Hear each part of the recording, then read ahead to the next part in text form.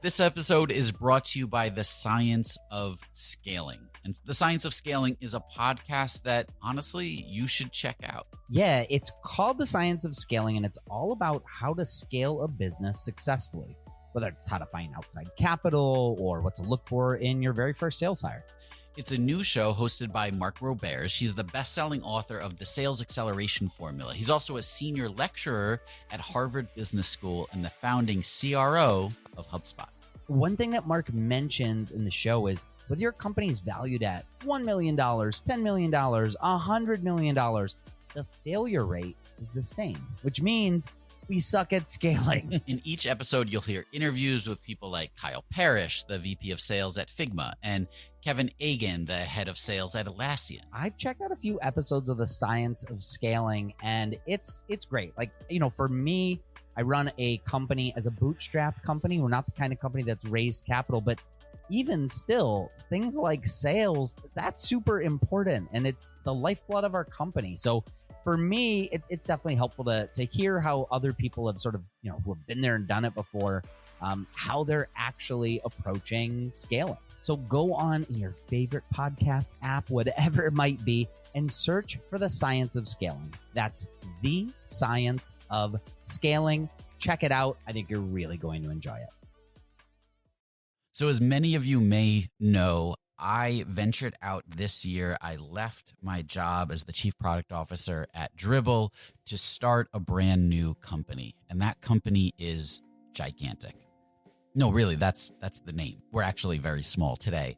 But we are the training institute of the future. And my goal is to help you master the new influential disciplines that are driving results within organizations. And we're starting with some absolutely incredible courses like product leadership taught by Ben Foster, the former CPO at Whoop, deconstructing leadership with Allison Go, formerly of Meta and Amazon. We have revolutionizing marketing with AI, which is taught by Marie Osipova, who is the chief marketing officer at Penny.ai, and an upcoming product management course, which is taught by my co-host, Mike Belcito, along with Anna Marie Clifton of Coinbase and Asana, and Victoria Kennedy, who worked at Axios and Huge, and is now running her own venture capital studio. It's not just video courses. We're combining video lectures with take-home assignments and exercises, and then small group mentorship to really help make this information indelible for you and to help level you up, and all at a cost that most companies' learning and development budget covers. So if you're interested, go to gigantic.is, that's gigantic.is, sign up for a course, and you can actually schedule a call with me, and I'll walk you through everything that you need to know. And if you enroll and let me know that you heard about this on Rocketship, I've got a special discount for you. So go to gigantic.is, sign up today, and start your journey upskilling your product, leadership, and marketing skills. I can't wait to see you there. This episode of Rocketship.fm is sponsored by Industry, the Product Conference. This October, gather with hundreds of product managers and product leaders from all around the world for 2 days of keynote talks, challenging working sessions, interactive discussions, social events, and more. Or add a third day and take part in half-day workshops with some of today's top product management facilitators for workshops on leading your teams to innovation, product roadmaps, achieving product market fit, and more. This year's lineup may be the best yet, with keynote speakers including product legend Marty Kagan. He's the author of the book Inspired, which is considered by many to be the seminal book for product managers and product leaders. There's also product positioning expert and author of Obviously Awesome April Dunford, and product leaders from Figma, IDEO, Amplitude, and so many other places. Plus, if you use the code Rocketship, you'll save $100 off your pass. Visit industryconference.com/global for more details. Again, industryconference/global for more information, but pricing increases on the first of the month, so register soon to save.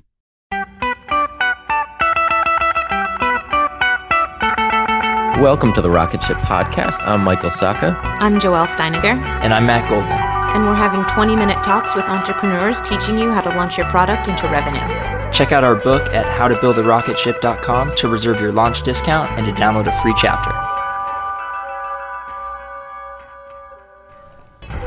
Today on the podcast, we talked with Kat Noone, co-founder and lead designer of Liberio, and she talked with us about leaving the Valley to build a startup in Berlin, which is a really interesting story. And she also talked about networking just for the sake of networking, not just to get that immediate sale.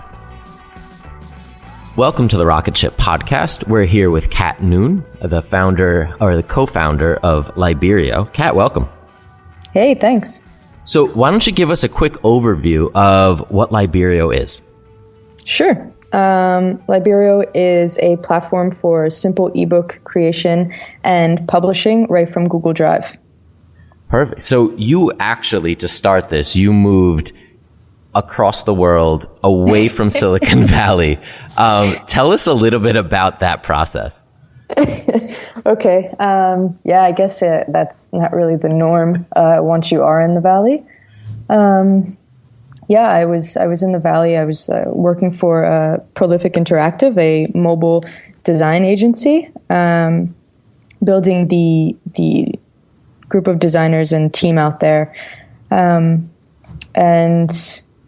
when it came to meeting my significant other, our relationship continued to grow, and we were deciding whether or not he would come to the States or whether or not I would come to Berlin. And I said, you know what, I need a break from the Valley. It's bittersweet because I absolutely love it. And there's nothing comparable to being able to walk to the beach and the beautiful weather and just the Valley scene. You know, there was an event every night. Practically, I felt like I was paying a lot of money for an apartment that I was never in. But I needed a break. It was super fast paced, and I felt like I was going to burn out rather quickly. So Ben and I said, you know what, screw it. I'll come to Berlin. It was a place that I'd never been before, and I needed that change of pace. So I said, yeah, let's do it. So you have kind of described Berlin as a break or kind of slowing down a little bit. Tell us a little bit about the startup scene there and what's going on. There's a ton going on out here. Obviously, when people talk about startups, we automatically default to the Valley. But there's so much going on in Berlin. There are so many fantastic companies that are sprouting up left and right. But yes, it's much more slow paced here, just in the overall lifestyle, which is nice. So is there a language barrier for you, or do people pretty much speak English? Yeah, it's a very rare occasion when a barrier comes into place for me, because practically almost everyone speaks English. Even if it's not their first language, if I were to ask them a question or something, they could totally switch. No problem. But I am in the process of learning German, although it's a very slow process because it is a very difficult language. So, yeah. So, tell us a little bit about the team behind Liberio, and like you're a designer, and then your co-founder is, I believe, the engineer. So, how did that come about? I mean, for the team, it's just Nico and I right now. And yes, he is an engineer. He's always been in the tech industry, and actually previous to being in the tech industry, he was a lawyer, which is pretty funny. We cover a lot of areas. We're a one-stop shop. That probably comes in handy. Oh, super handy. You have no idea. So, I mean, once I came to Berlin, Ben introduced me to Nico, and he told me about Liberio, this idea he had. And we sat down and we discussed it, and we knew right off the bat it would be a fantastic team, and we could do damage together. When it came to me being a designer and him being an engineer, I mean, that's the core of a product right there. So we spoke about Liberio, the idea, the original idea that he had for it. We built on it. We threw ideas out there, and here we are. So you guys are still in beta, I believe, right? Yep, correct. How are you getting users into the beta? How are people finding you? So one thing that I realized that I had an idea of it before, but I really realized that after we launched our private beta, is that the self-publishing community is fantastic. They are such a tight-knit bunch, and they just share and share and share. So once we first launched the private beta, I mean, we shared it mainly on Twitter, like just social networks, and it went from there. Wow. So I also noticed that you've been doing a lot of blogging. Is that new territory for you? Has that brought in, a lot of traffic to the site, or is that just something that you do as an outlet? A little bit of both. There are a few things if you see that are a bit more on the personal side, just I guess self-help posts that I like to do, just for to give back, and also to put it out there, put it on paper for me. But then there's also these posts that I do, and I am planning on doing, that share my experiences, share the lessons or mistakes that I've made, or things that I see that maybe can benefit other people. And yeah, it definitely brings in traffic. I've noticed that, which is great. So I'll continue to do that. It's something that I enjoy doing. I unfortunately don't have a ton of time for it. Yeah, that's always the problem. Yeah. But I notice a lot of people just putting out, the shorter blog posts, quick thoughts, and it works for them. But somehow I always end up just starting to type, and it ends up being humongous, and then I have to worry about cutting it down. It's just terrible. Yeah. So your blog is awesome, by the way. The illustrations that you're doing, is that something that takes you a lot of time to put together? The illustrations? Yeah. They're a bit time consuming. Okay. Yeah. I mean, what I like to do is I don't know if you know about the app Paper by 53. Yeah. Yeah. I mean, I have the pencil, I have the app, and I doodle these illustrations, these ideas that I have for upcoming blog posts. So when it comes to actually creating it in Illustrator, I'm not there forever actually trying to think of an idea. So you're sketching throughout the day and then kind of taking the best and finalizing it in Illustrator? Yep. Yeah. Definitely not doing it every day, and not nearly as much as I would like. But yeah, that's pretty much my process when it comes to the illustrations for Liberio. This episode is supported by the AWS Insiders podcast. AWS Insiders is a fast-paced, entertaining, and insightful look behind the scenes of AWS and cloud computing. Hosts Raul Submaranian and Hilary Doyle dig into the current state and the future of AWS by talking with people and companies that know it best. It's a show that's full of opinions, takeaways, and untold stories about the challenges, innovations, and mind-blowing promise of cloud computing. I checked out AWS Insiders, and look, it is a fantastic show, and it's perfect for anyone in tech who's looking for some of those behind-the-scenes stories, for some reassurance that, things are a little nuts everywhere, and everyone is struggling with a lot of the same problems. The first episode of season 2 is all about filling the cloud talent gap, and it's an interesting discussion on what do we do to help to staff up internally. What are some of the challenges that companies are facing? Search for AWS Insiders in your podcast player. We'll also include a link in the show notes. Thank you to AWS Insiders for their support. This episode is brought to you by Miro. So when I was at Dribbble, over the 6 years, there was one tool that we would always use when we were doing cross-team collaboration. Whenever the collaboration started to get complex, we would bring in Miro. It made it incredibly easy to align stakeholders across regions and time zones, and definitely teams, with ease. And we were able to do all of that while being a completely remote team.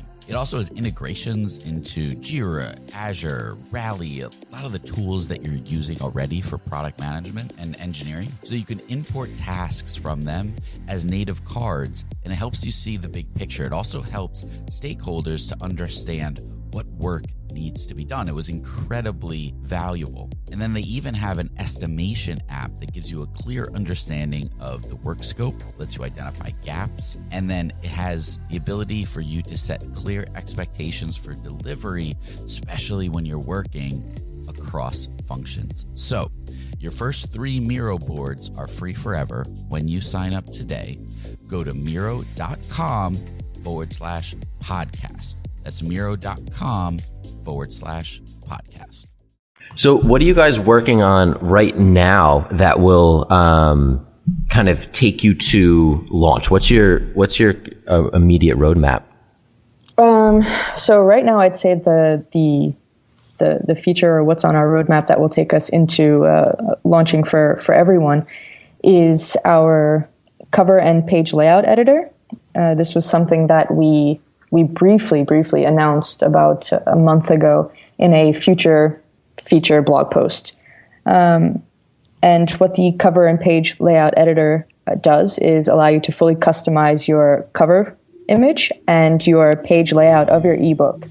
And also view it on tablet and mobile.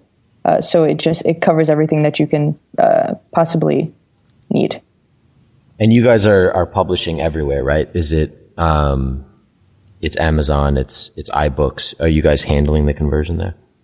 Yeah, we do the EPUB conversion. I mean, once you use Liberio, you create the document, the ebook in Google Drive. You upload it onto Liberio or from Liberio, and you edit, you create your ebook. We handle everything on the back end. And from there, if you choose to do so, you can publish to Kindle, you can publish to Google Books, you can send it to social networks. Yeah. So you guys have been in beta now for a couple months. Mm-hmm. How has that changed your roadmap and some of these features that you're building out, like the cover editor? Is that something you hadn't thought of that people started to ask for? Or were there other things that were on your list that ended up getting pushed to the back burner?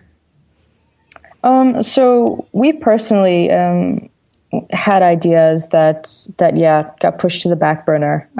But it's not something that we were down about. Ultimately in the end, it's what will benefit our authors. And that's the stance we take at all times. But we also make it a point to reach out to our authors quite often and talk to them, see what they're thinking, see what they need, talk to them about the problems that they're having when it comes to self-publishing and what they need from us. What was the biggest problem that they were hitting? The creation of the ebook. Okay. Yeah, the creation of the ebook. It's the biggest problem. It's still extremely, or I should say it was still extremely difficult to create and publish ebooks. Everyone I spoke to said it's exhausting because they need to use several apps to design their cover. They need to use multiple apps to actually convert the ebook. And at the end of it, it's still not a high quality ebook. It still doesn't look fantastic. It's not something that you would see in iBooks or see on Google Play Books and say, okay, that's going to be a fantastic book. And that's something as a self-publisher that you want and you need. So what has been the most surprising kind of piece of feedback that you've gotten, or maybe a feature that was requested that you guys hadn't thought of? That we hadn't thought of. Like I know with us, with Brandisty, we started out marketing to agencies, and we thought agencies are the way into brands. And what we found was actually if we just go straight to the brand, it's a lot easier for us because they hold a lot more value on their own brand than an agency does. Yeah. So we spent like a month or two just trying to get in touch with agencies, and we finally talked to them. We were like, all right, this path is dead because they didn't have the same respect for the brand, I guess. So I was curious if you ran into anything similar. Or maybe it's actually been like you've just hit a huge pain point and you've got the people behind you, and you guys are moving forward. Yeah. So I think for us, the pain point is what we solved. So I think a lot of people are just super grateful for that. But I think as we implement more features, there will be more things that are requested, and we'll discover new things. Because I know that there are things we haven't discovered yet. But that's part of the journey, and that's the exciting part, and that's what we'll find out by talking to more authors as they join. Yeah, definitely. So you guys have self-funded this up until this point, and you're looking to raise a little capital. Can you talk about what kind of influenced that decision for you guys? Sure.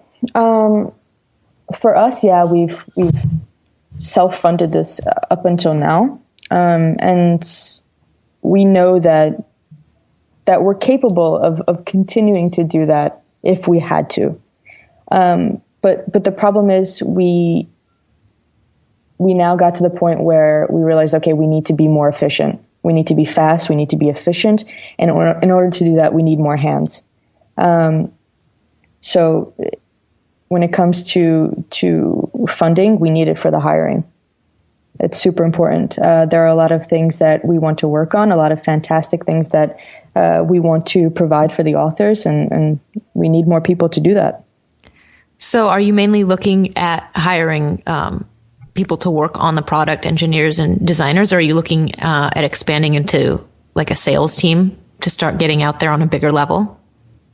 The most important thing right now is hiring engineers and designers and people on the marketing end. Yeah. So what's that been like going through that in Berlin versus what you'd seen the process like in San Francisco? You're referring to raising capital? Yeah, starting to look for investment.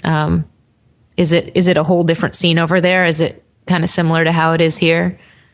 It's definitely different. One thing that I've realized is that raising in Europe is quite different from raising in the Valley. And that's just my take. Somebody else's opinion may be very different, but I don't want to say it's easier, because ultimately you need to have a solid product. You need to have something that someone obviously wants to invest in. But I think in the Valley, it's very easy to get flooded out because there are just so many startups there. Mm-hmm. Whereas in Europe, or at least in Berlin, I can't speak for everywhere in Europe, it seems as though you have a bit of a more chance. Yeah, that was correct grammatically. You have more of a chance, it seems, when it comes to actually reaching out to VCs and having them, actually set up an appointment with you. You mentioned, how many startups fail. And I'm actually working on a post right now with my theory of why a lot of bootstrap companies fail. Mm-hmm. And I was just curious to hear what your theory is. Is there like one thing that you think makes these companies fail? Is it a combination of things? Is it, as simple as not finding a product market fit, or is it something deeper than that? Oh, I definitely think it's a combination of things. For one, I think it's inexperienced founders. I think it's sometimes it's just the product just can't fit there. Mm-hmm. And when it comes to bootstrapping, I think if I had to advise someone, I would always say, if you can have a full-time job and work on this part-time, or a part-time job and work on this project or startup part-time for as long as possible, I'd do it. Because it's super exhausting, and you'd be surprised at how much shit you can get done, part-time. But I think it gets to a point like we're at now where there's only so much you can do so efficiently with X amount of hands. And you need to build, and you need to do it fast, and because timing is everything. So I think it's this combination of things where they're all going and they're trying to meet, and they just bypass each other, and they're all crossing over each other and never really just meeting. No. In terms of kind of growth, you've had success in the design industry. And thank you. I appreciate that. How has that made a difference in launching the product, kind of taking that reputation and launching? Do you feel like it's made a difference, or what's your impression there? Yeah, I think so. I definitely have a long way to go, and personally, as a designer, I have a lot to learn and a lot to improve. But I spent a good deal of time networking, and I genuinely enjoy speaking to other people in the community, whether it's designers, whether it's engineers, or just the marketing end of companies. And I do think it's benefited. I've seen quite a few people complain when people are self-promoting and sharing their startups, blog posts or future features or press releases. And I can totally understand if they're swarming your feed 20 times per day. But it's part of it. It's part of the game.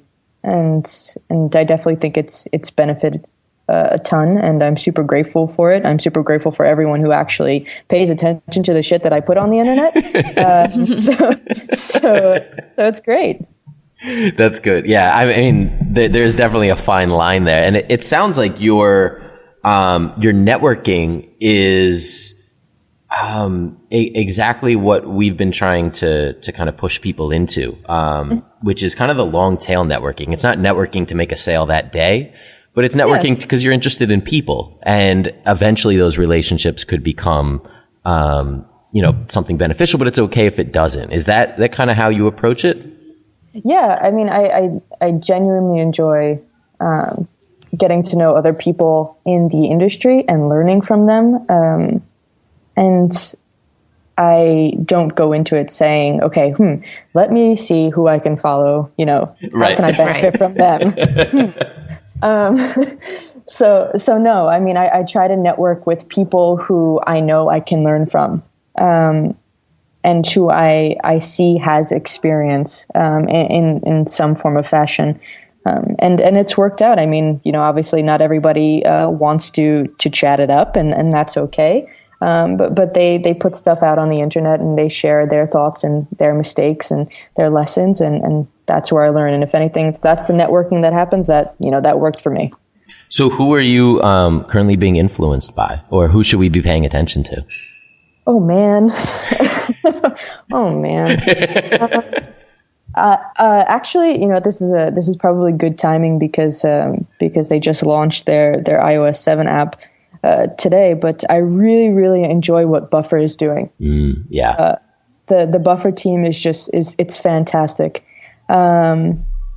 So I don't want to say any one person in particular, because when you look at all of the products out there, those founders didn't get there on their own. That's a team behind them. So if I had to pick teams, I'd say, Buffer, Airbnb. I mean, I think it took them 3 times to launch before they actually got there, if I recall correctly. So to see them and where they are now is absolutely fantastic.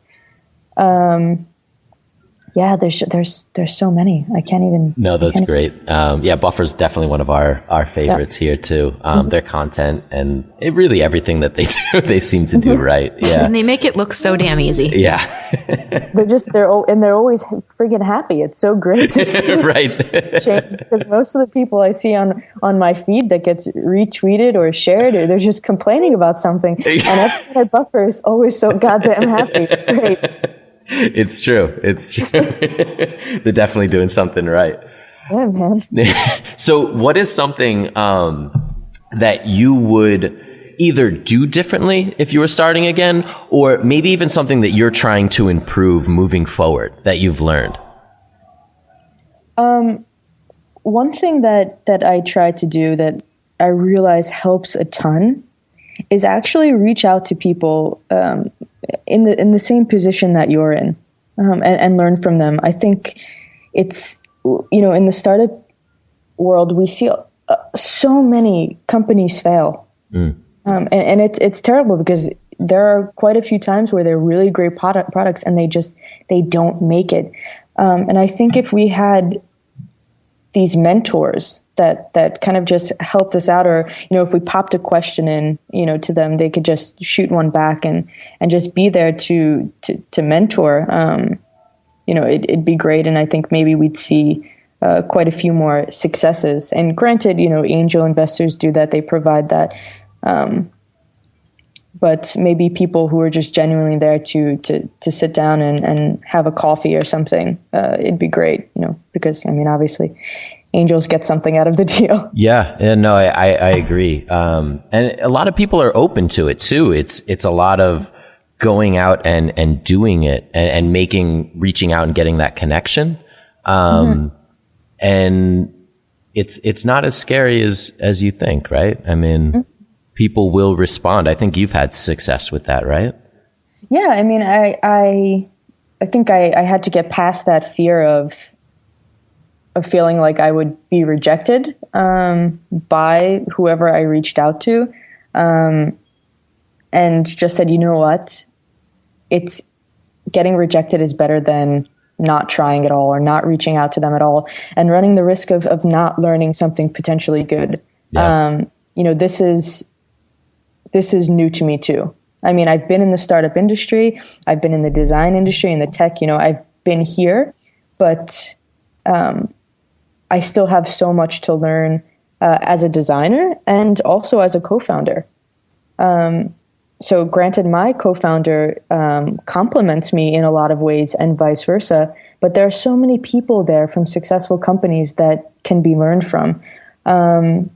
So I think that's something that I really try to do often. And looking back, if I had to change anything, I'm not sure. I really am not sure, because anything that I kind of categorize as a mistake was, ended up as being a lesson learned. Yeah. And I've used that to apply to other areas. So yeah. Well, that's perfect. Yeah. Well, thank you so much, Kat, for coming on here. And, thank you for having me. Yeah, really appreciate it. Of course. Where can we follow you online and keep up with the developments of Liberio? Oh man, you can follow me on Twitter at I'm Kat Noone, and you can follow Liberio at Liberio app. And of course. And what's the domain? Yeah. Oh, for Liberio, it's liber.io. Perfect. Yeah. Well, thank you so much. Thanks, Kat. Thanks. Thanks for listening to another episode of the Rocketship podcast. If you haven't yet, pop open iTunes and subscribe to be notified of future episodes. We have some really great ones lined up. And while you're there, leave us a review. We really appreciate each and every one of them. Got some spunk in my bunk, I can't wait to put some soul in. We're rolling all strikes, we're having little dice. One is little Mike, the other's Ike. I'm sure that you would like to hold them, or maybe stroll them on their little bikes when they're born. I've sworn to bring them up right, dope is how I breed them. Beats is what I feed them, they'll be healthy like a health nut. I'm sure you shake your butt. Keep the verse preaching. And I won't disperse, here's my life, rhyme Melinda, for better or for worse. And you don't stop, and you don't stop, and you don't stop, and you don't stop, and you don't stop, and you don't stop.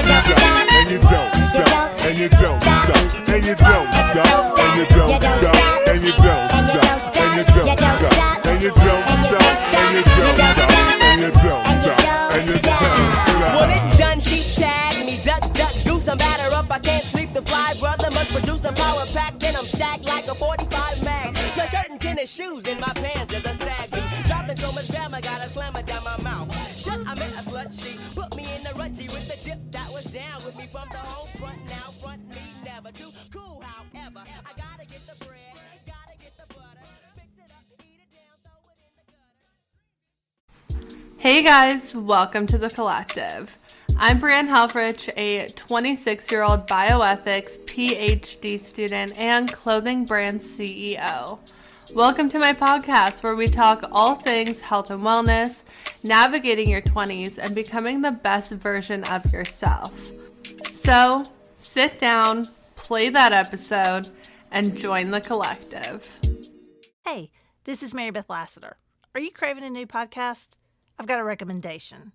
Check out Gravy, the James Beard Award-winning podcast that shares stories of the changing American South, brought to you through the foods we eat. It's produced by the Southern Foodways Alliance and distributed by APT Podcast Studios. Listen to Gravy on your porch during happy hour to hear about the mystery of the missing Pappy Van Winkle bourbon. Don't miss out. Follow Gravy wherever you get your podcasts.